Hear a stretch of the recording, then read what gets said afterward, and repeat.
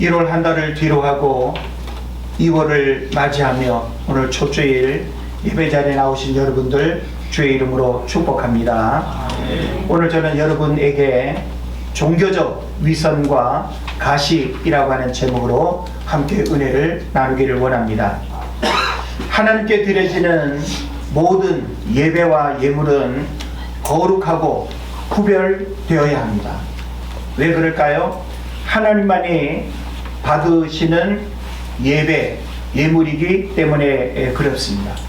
그런데 과연 우리가 하나님 앞에 드리는 예배와 예물이 하나님을 향하여 드리는 예배이어야 함에도 불구하고 우리가 드리는 예배를 가만히 우리가 살펴보면 나의 만족으로 드리는 예배가 때로 있기도 합니다. 또 그 예배가 나의 감정과 나를 위로하는 예배가 되기도 합니다. 그리고 그 예배가 나를 위안 삼는, 내가 위안이 되는 그런 어떤 예배가 된다고 한다면 그것은 주객이 전도된 그런 예배일 수 있는 것입니다. 그런 면에서 우리는 예배 속에 하나님의 베푸시는 은혜가 있을지라도 우리가 하나님 앞에 드리는 예배와 모든 예물은 오직 온전히 하나님께로만 향해야 된다라고 하는 사실이죠. 그런 면에서 하나님은 아담과 하와를 만드신 목적도 영적 교제를 위한 목적이었습니다. 출애굽의 목적도 광야에서 예배를 위한 목적이었습니다. 가나안의 입성도 하나님을 예배함에 있었습니다. 그래서 하나님은 예배를 아주 귀하게 여기십니다. 그리고 예배를 받으시기에 합당하신 분이 하나님이고, 하나님은 지금도 예배하는 자를 찾으실 뿐만 아니라 예배하는 곳에 하나님의 거룩한 임재가 있고, 그리고 그 예배를 통해서 하나님이 영광을 받으신다고 성경이 증거하고 있습니다. 그러면 우리가 하나님을 예배한다라고 할 때 예배의 목적은 무엇일까요? 예배는 크게 두 가지의 목적을 가지고 있습니다. 우리가 하나님을 예배한다라고 할 때 예배의 목적을 잃어버리거나 예배의 목적을 모른다고 한다면 그 예배를 잘못 드리는 일이 되는 것이죠. 그래서 예배의 목적은 두 가지인데, 첫째는 창조주 하나님의 이름을 찬양하고 높여드리는 일입니다. 그래서 우리가 예배 전에 찬양하는 일로부터 예배 자체가 바로 하나님의 이름을 높여드리는 겁니다. 사실 설교라고 하는 이 시간도 하나님의 이름을 설교라고 하는 방법으로 그 하나님의 이름을 우리가 높여드리는 거예요. 그래서 하나님의 이름은 다양합니다. 하나님의 이름 속에는 여러 가지 능력과, 그리고 하나님의 그 이름은 이 세상의 창조주로서 너무나 위대한 그 이름의 능력들을 가지고 있는 것입니다. 그래서 사람의 이름도 뜻이 있지만 하나님의 이름 속에는 여러 가지 속성이 있고, 그리고 그 이름에는 많은 능력이 있습니다. 그래서 우리는 창조주 하나님의 이름을 다양한 언어로, 다양한 의미로 우리는 표현할 수 있어야 되고, 그리고 그 하나님의 이름을 끊임없이 우리는 찬양하고 높여드리는 것이 바로 예배의 목적이다라고 하는 것이죠. 그리고 또 예배하는 목적은 그 하나님이 하신 일들을 높여드리는 것입니다. 하나님은 어제도 우리의 삶 속에서 하신 일들이 있고, 지난 1월 달에 우리 가정에 행하신 일들이 있습니다. 지난 1년을 우리가 돌아보면 지난 1년의 시간 속에 하나님이 행하신 일들이 있죠. 막연하게 우리가 하나님을 찬양하는 것이 아니라 구체적으로 그 하나님이 나의 삶 속에, 우리 가정에, 우리 교회에 행하신 그 일들을 우리가 높여드리는 것이 예배라고 하는 거예요. 저는 최근 김유대 선교사님의 병문안을 한 2달 이상 일주일에 한두 번 계속 이렇게 다녀오면서 참 많은 생각들 그리고 많은 일들을 이렇게 경험했습니다. 여러분에게 하나의 소식이 되면서 기도 제목이 또 될 수도 있겠는데, 김주태 선교사님이 내일 일단은 퇴원하게 됩니다. 병원에서 지난 2달이 넘는 시간 동안 아마 한 2번 정도 거의 생사를 넘나드는 아주 이런 그 절망적인 그런 상황을 겪었습니다. 그 참 너무나 안타까운 그런 상황을 접하면서 기도할 수밖에 없었고, 여러분에게도 기도 제목을 나누면서 김주태 선교사님을 아는 여러 교회와 후원교회와 지인들이 정말 기도를 많이 했습니다.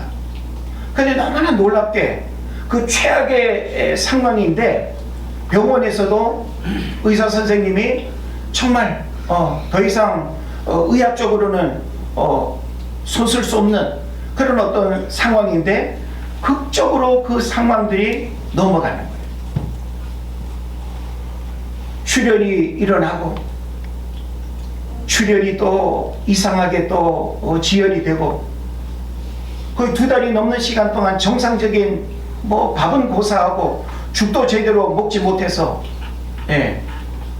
60kg이 아마 제대로 안 되는 체중까지 이렇게 몸이 이렇게 마르면서, 그런데 문제는 몸이 이렇게 호전이 되어지면서 간이 제 기능을 지금 하지 못하는 그런 상태인데,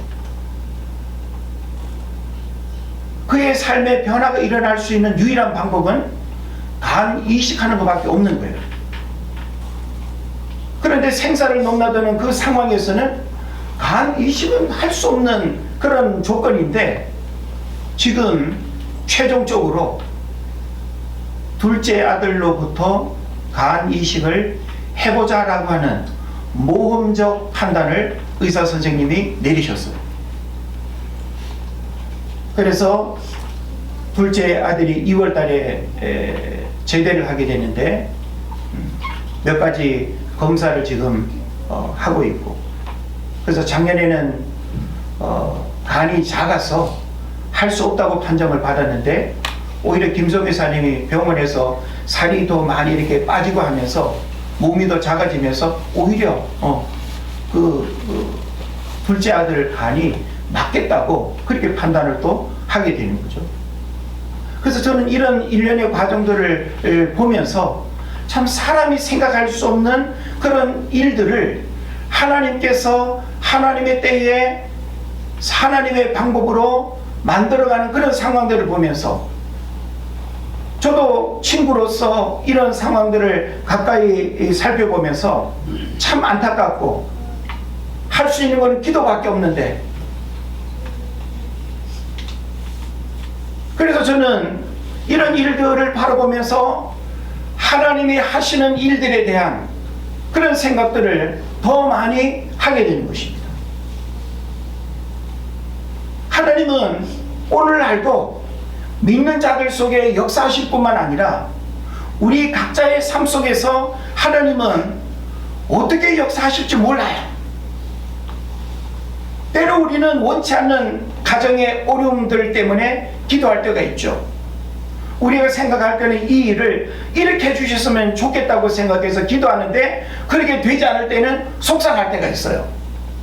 근데 여러분, 하나님이 어떤 일들을 만들어 가시는 방법은 그야말로 기상천외한 방법으로 하나님이 일하십니다. 하나님의 때가 있어요. 우리가 생각지 못한 놀라운 하나님의 방법으로 하나님이 일하신다는 것을 여러분 아셨으면 좋겠어요. 그래서 결국 우리는 하나님의 이름을 높여드릴 수밖에 없고, 하나님이 우리 가운데 하시는 그 크고 놀라운 일들을 높여드릴 수밖에 없다는 것입니다.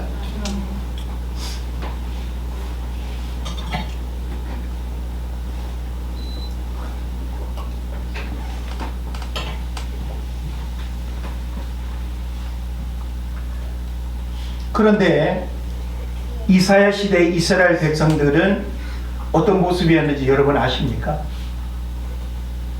이사야 시대 이스라엘 백성들도 오늘 우리와 똑같이 하나님을 알고 하나님을 섬기니까 이런 예배의 목적으로 하나님을 섬겨야 될 거 아니에요. 그죠?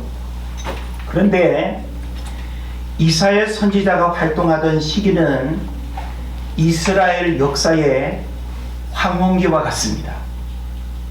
왜 그런가 하면 이스라엘 백성들이 가나안 입성 후에 지금 이 이사야 선지자가 활동하던 이 시기는 약 650년에서 700년이라고 하는 방대한 시간이 흘렀던 때입니다. 그러니까 약 700년 전에 가나안 입성이 있은 거예요. 그래서 이 시간의 흐름은 단순한 숫자가 아니라 광야의 그 절박함을 잊어버리기에 충분한 시간이었다는 거예요. 광야의 절박함이 뭐예요? 애굽에서 430년 동안 그 조상들이 살다가 하나님의 놀라운 은혜로 출애굽을 했고 광야 40년을 지나서 가나안 입성을 했잖아요. 그때 그 조상들은 하나님 살아계심의 은혜들을 경험하면서 약속의 땅 가나안으로 들어오기까지의 그 과정은 절대적으로 하나님의 보호, 하나님의 인도하심, 하나님의 지켜주심, 하나님의 먹이심, 하나님의 보호하심, 하나님의 광야 40년 동안 그들을 책임져 주지 않았다라고 한다면 이스라엘 백성들은 아무것도, 그죠? 생존할 수 없는 그런 어떤 상황 속에서 정말 하나님을 찬양하고 예배하고 그 하나님만을 절대적으로 의지하면서 살았던 그 삶이 아니었겠습니까? 그리고 요단강을 건너는 일은 쉬웠습니까? 그들의 노력으로 걷는 것이 아니라 하나님의 초자연적인 역사로 말미암아 요단강을 건너고 가나안 입성을 한 줄로 믿습니다. 아멘. 그리고 가나안 땅에 들어와서 남에서부터 북에 이르기까지 가나안 정복 전쟁을 통해서 하나님의 약속의 땅을 차지하게끔 했어요. 이렇게 되어진 그 역사적인 어떤 시간 속에 시간이 지금 얼마가 지났어요? 650년에서 700년이 지금 시간이 지금 지난 때인 거예요. 우리는 과거의 역사적 사건들을 돌아보면서 잊지 말아야 된다고 우리 생각하죠.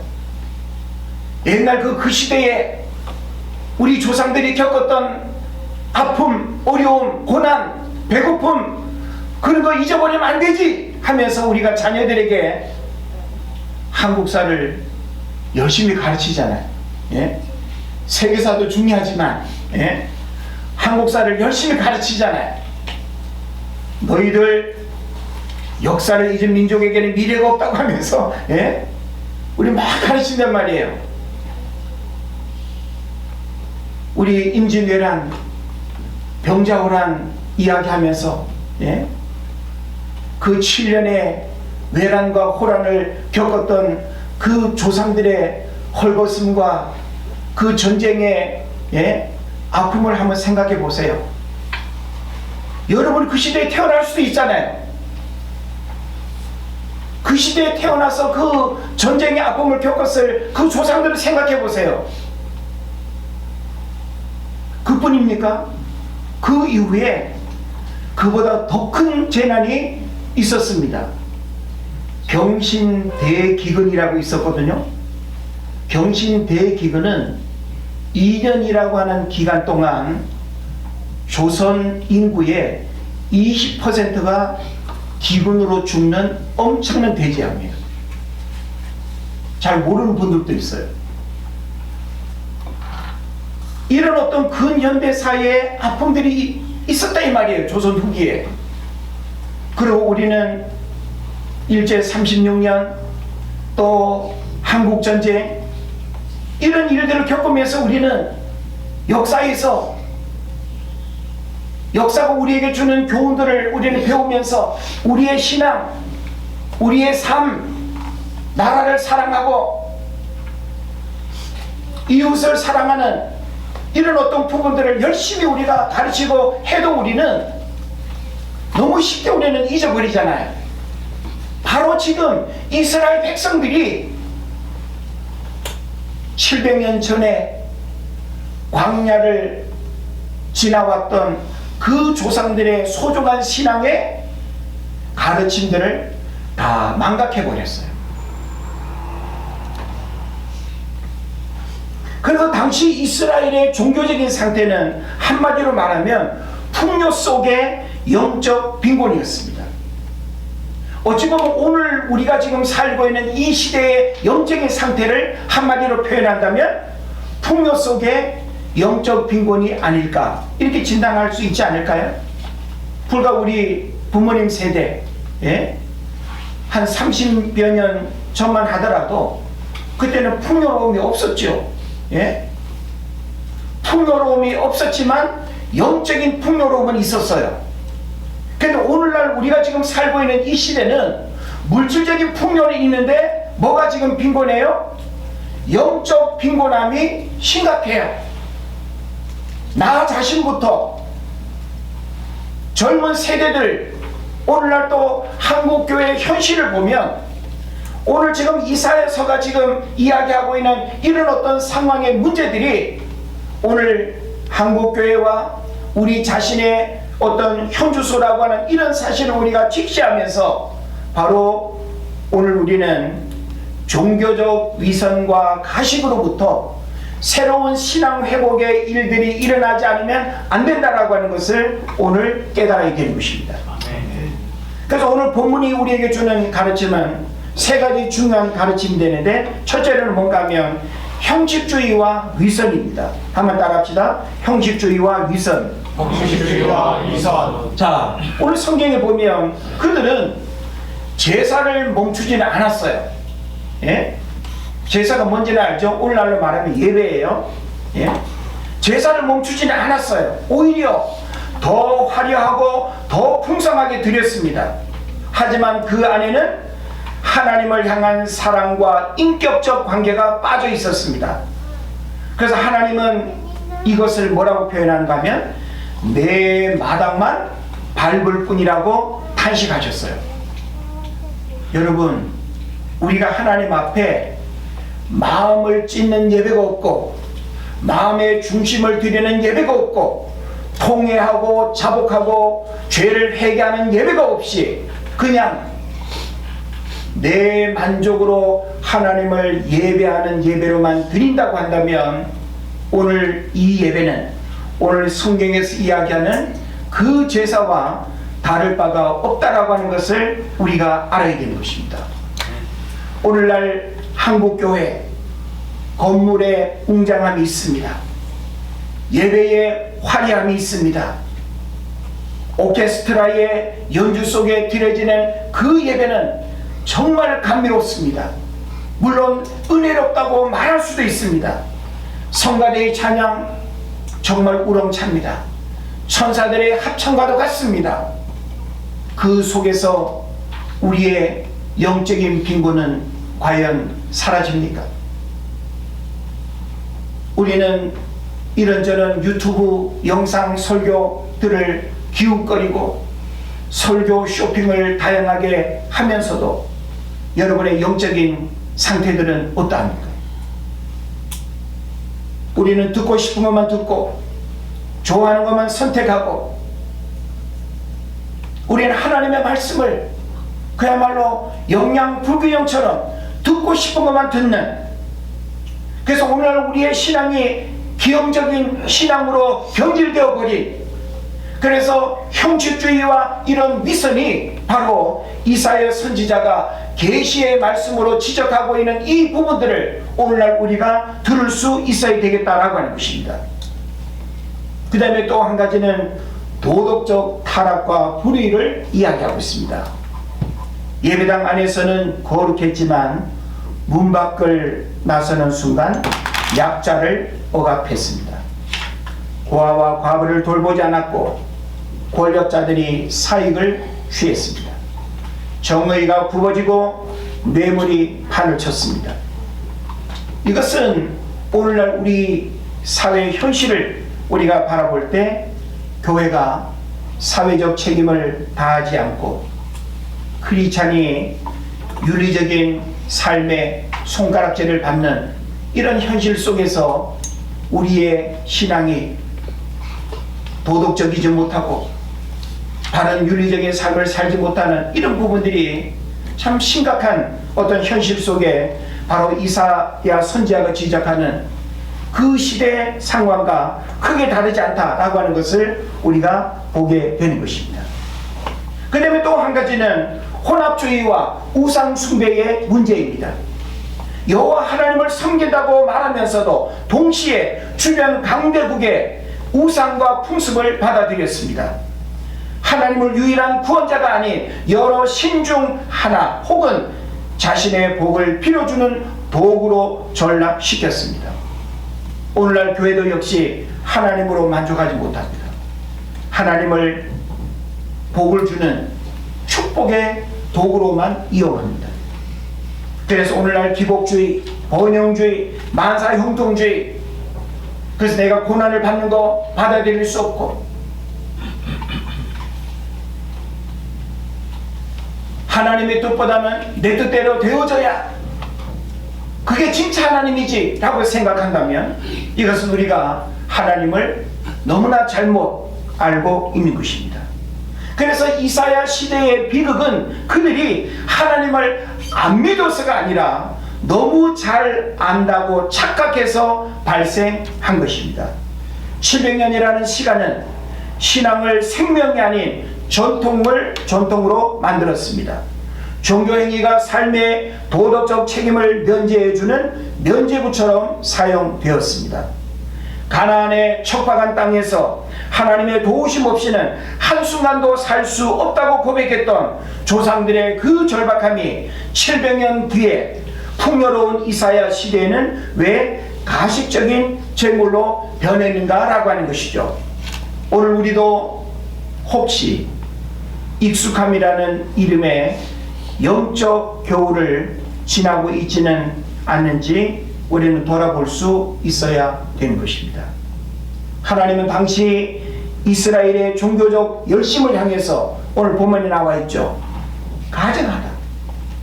너희들이 하나님 앞에 나와서 예물 드리고 예배하고 여러 가지 절기를 지키는 그 모든 일들을 하나님이 보실 때 하나님이 뭐라고 말씀하셔요? 쉽게 한마디로 말하면 역겹다, 보기 싫다, 가증하다는 거예요. 견디지 못하겠다, 지쳤다. 아주 대단히 파격적인 표현을 사용하신 겁니다. 사람도 사람의 시선을 바라볼 때 사랑스럽다, 표정이 참 깨끗하다, 영혼이 맑다, 순수하다 라고 말할 수 있는데 겉과 속이 달라 보이고 경멸의 눈빛과 조롱의 눈빛을 가지고 나를 쳐다본다고 한다면 뭐라고 우리가 표현해야 될까요? 가증스럽지 않을까요? 겉으로는 나를 괜찮은 듯 바라보면서 그 비웃음의 미소를 지으면서 앉아있다고 한다면 그 얼마나 이율배반적인 모습이 되겠냐 말이에요. 여러분, 그런데 하나님은 우리가 사람을 보는 모습과는 너무나 다른 모습을 하나님은 정확하게 본다는 거예요. 우리가 보지 못하는 우리 내면의 중심까지 꿰뚫어 보는 분이 바로 하나님이라는 거예요. 겉으로는 너무 괜찮은 모습으로 교회 와서 예배하고 있지만 그 마음의 음흉함, 그 마음의 교만함, 그 마음의 강팍함을 하나님 앞에서는 감출 수가 없다라고 하는 것이 성경에 가르치는 것입니다. 당시 이스라엘 백성들은 종교적인 의무를 소홀히 하지 않았습니다. 오히려 그들은 아주 열심히였습니다. 그래서 오늘 성경을 보게 되면 풍성한 재물 어떻게 했어요? 11절에 보면 수양의 번제와 살찐 짐승의 기름이 넘쳐났다 그랬어요. 예? 그들이 제사를 안 지는 게 아니에요. 예? 구약시대에 하나님이 지키라고 했던 모든 방법의 제사와 모든 그 제사법대로 다 했어요. 그러니까 그들은 행위적인 제사로만 의로운 척 했다 이 말이에요. 무슨 말인지 알죠? 예? 오늘날 우리가 주의를 지켰다라는 것만으로 나는 구원받는다, 신앙생활을 다 했다라고 하면 그걸 우리가 의로움으로 고백할 수 있겠냐는 거예요. 주의를 지켰다는 게 뭡니까? 우리는 하나님 앞에 보이지 않는 그 하나님과의 관계 속에서 내 신앙을 점검하고 내 삶의 중심을 하나님 앞에 드리는 온전한 주일 성수의 신앙 고백이 우리 안에 있어야 된다는 것을 여러분 깨달으시기를 바랍니다. 그리고 또한 그 이스라엘 백성들은 당시에 철저한 절기를 준수했습니다. 그래서 13절에 보면 월사, 안식일, 대회 등 정해진 종교 행사에 빠짐없이 참여했어요. 그러니까 그들의 어떤 종교적인 열심만을 놓고 보면 흠잡을 데가 있다 없다? 없어요. 아주 철저하게 그들이 지켜야 될 종교적인 열심 따라갈 사람이 없습니다. 그들이 지키는 모든 때에 맞는 종교적인 행위들은 하나도 빠뜨리지 않고 너무나 잘했습니다. 그러니까 그들은 얼마나 의롭다고 생각했겠어요. 우리처럼 하나님을 잘 섬기는 민족이 어디 있겠냐고 그렇게 자신만만했다 이 말이에요. 또 15절에 보면 간절한 기도까지 우리에게 소개하고 있습니다. 어느 정도로 간절해? 손을 펴서 간절히 기도하기도 했다고 말합니다. 그런데 이렇게 그들이 종교적인 행위의 열심은 너무나 대단한데 문제는 이 모든 선한 열심을 받으시는 하나님이 보실 때 어떻게 한다는 거예요? 손사래를 쳤다는 거예요. 싫어 하지마 제발 나 그거 원하지 않아. 너희들 그렇게 하는 거 나 진짜 원하지 않아. 아니야 너희들 그렇게 하는 거 나 진짜 원하지 않아. 너무 하나님이 강력하게 가증스럽다는 거예요. 지쳤다는 거예요. 너희들이 그렇게 나한테 예배하고 제사하는 거 지쳤다는 거예요. 하나님은 그들의 성전 마당 밟는 행위를 가리켜서 마당만 밟을 뿐이라고 말씀하셨습니다. 너희들 교회 왔다 가지만 너희들은 문턱만 밟고 간 거야. 발도장만 찍고 간 거야. 예배를 드렸다고 어림도 없지. 여러분, 우리가 하나님 앞에 드리는 수많은 예배가 교회 갔다 온 거는 맞아. 그것뿐이야 라고 한다면 여러분 어떻게 될까요? 몸은 성전에 와 있고 재물은 바치고 있지만 삶의 현장에서는 하나님과 전혀 상관없이 살고 있는 이중성, 그들의 손에는 피가 가득했다고 지적을 하고 있습니다. 이것은 사회적 약자를 괴롭히고 불의를 저지르는 삶을 뜻하는 것입니다. 오늘날 우리 신앙을 향한 세 가지 지적을 우리는 연결할 수 있어야 됩니다. 이 본문은 현대 그리스도인들이 빠지기 쉬운 종교적 매너리즘을 정면으로 비판하고 있는 것입니다. 오늘 본문의 내용을 오늘 우리의 신앙, 현대를 살아가고 있는 오늘 우리 신앙으로 연결을 한다면 어떻게 연결할 수 있을까요? 바로 예배의 형식이 예배의 본질을 가리고 있지는 않은가, 이거 점검해야 됩니다.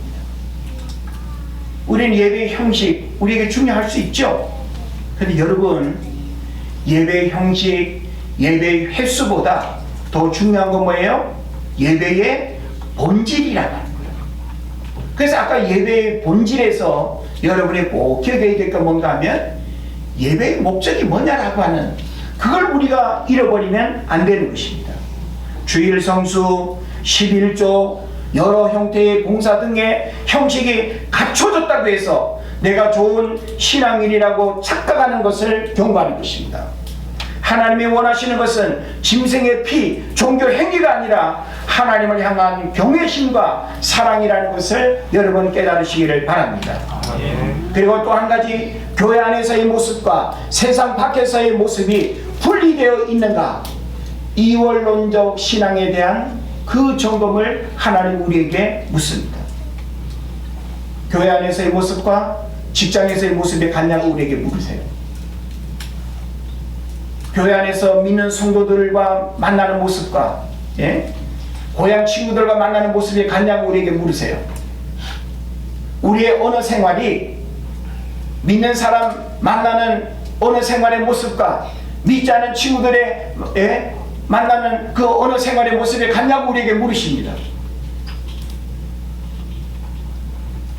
교회 안에서는 거룩한 찬양을 부르지만 세상으로 돌아가서는 음담패설을 즐기고 불의를 행하고 이기적이며 남을 배려하지 않는 태도를 지적하는 것입니다. 하나님은 예배당 안의 목소리보다 세상 속에서의 발걸음을 더 중요하게 여긴다는 사실을 여러분 깨달으시기를 바랍니다. 그리고 마지막은 행함이 빠진 신비주의와 기복신앙을 점검하기를 원하세요. 행함이 빠진 신비주의와 기복신앙, 오늘 우리에게 얼마든지 발견할 수 있는 모습입니다. 기도를 많이 하지만 그 기도가 단순히 내 욕심을 채우기 위한 수단이 되고 삶의 변화, 정의라든지 자비로 이어지지 않는다면 하나님은 그 기도를 듣지 않으시겠다고 선언하고 있습니다. 그래서 이제 결론적으로 하나님이 기뻐하시는 진정한 경건이라고 하는 것이 무엇이냐?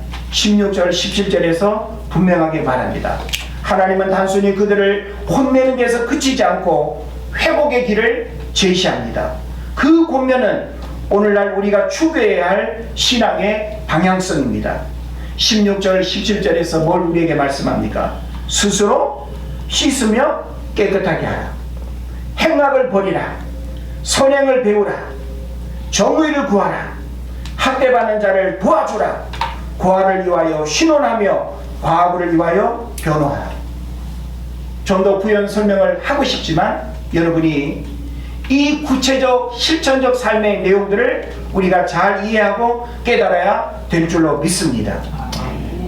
이사야 43장이 회복과 소망의 메시지라면 이사야서 1장은 그 회복을 위해서 반드시 지켜야 할 정결함의 요청입니다. 하나님은 우리가 가져오는 화려한 예물보다 세상 속에서 억눌린 자의 손을 잡아주는 그 따뜻한 손길을 가장 향기로운 제물로 받으십니다.